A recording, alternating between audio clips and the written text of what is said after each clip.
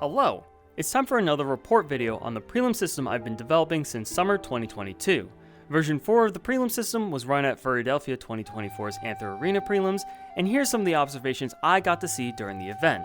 Some background info: the goal of this project was to construct a prelim system for dance battle events where it's able to pick top dancers for a seeded bracket, is less subjective than a showcase style format, is based on dancers' battle skills, is less time consuming than a Swiss tournament, and is friendlier to newer dancers. The system I developed is based on the Massey method, a ranking system that takes into account which dancers battled each other and what the judges' votes are. And I made a spreadsheet that automatically takes care of all the math that's involved with the system. The last time the system was ran was at A&E 2024's Dragon's Dojo. The key takeaway for that event is that the format of the chain of battles, combined with dancers getting assigned numbers when they checked in, is what led to a high number of battles occurring in a short time frame. I also utilized Monte Carlo simulations in order to predict what can be done with the system in order to increase the accuracy of the results. Accuracy is improved by increasing the judging system scale, increasing the number of judges, increasing the number of battles each dancer gets, and using chess ordering in the chain of battles. With all this knowledge, how did Anthro Arena's prelims go? Unlike A&E, Anthro Arena's prelims happened right before the finals, similar to how FWA's battle event does it. The event that occurred before the prelims ran over time, so prelims did end up starting later than intended.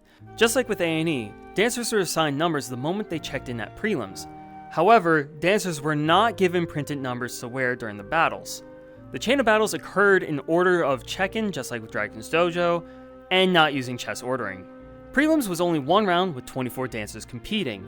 The original goal was to have a second round, but the first round took a lot longer than expected. Keto was using version 4.2 of the spreadsheet, and it worked without any issue. Keto's only feedback about the spreadsheet is that they want to have unassigned numbers be auto-dropped. Prelims ran 24 battles in 41 minutes, which means it took 1.71 minutes per battle on average. That's better than most other prelims, but definitely not as good as the rate that A&E was achieving. For the most part, the generated bracket was a good top 16 and did a decent job at pairing up upper seeds with lower seeds for the first round. It was definitely better than a randomized bracket. However, there was one battle in particular that happened during the quarterfinals that feels like it should have been a semifinal or final matchup. Okay, so what did we learn from Anthro Arena? The generated bracket was okay, but not great. There was no second round for prelims, and chess ordering was not tested.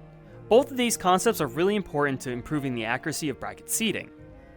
Printed numbers is an absolute must for prelims.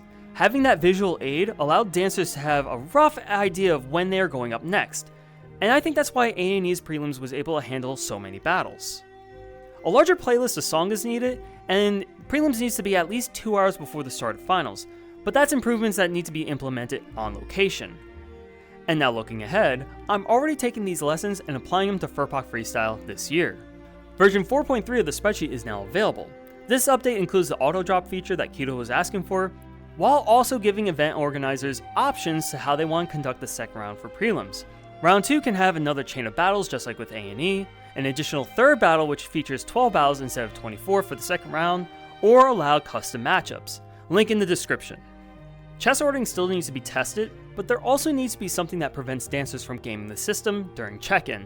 I have a couple of ideas for this, and I won't mention any of them until after Furpoc has happened. Something that's been on my mind since AC is that the dancer seeding for the finals bracket needs to be hidden from the judges, especially if the finals has the same judge lineup as with prelims.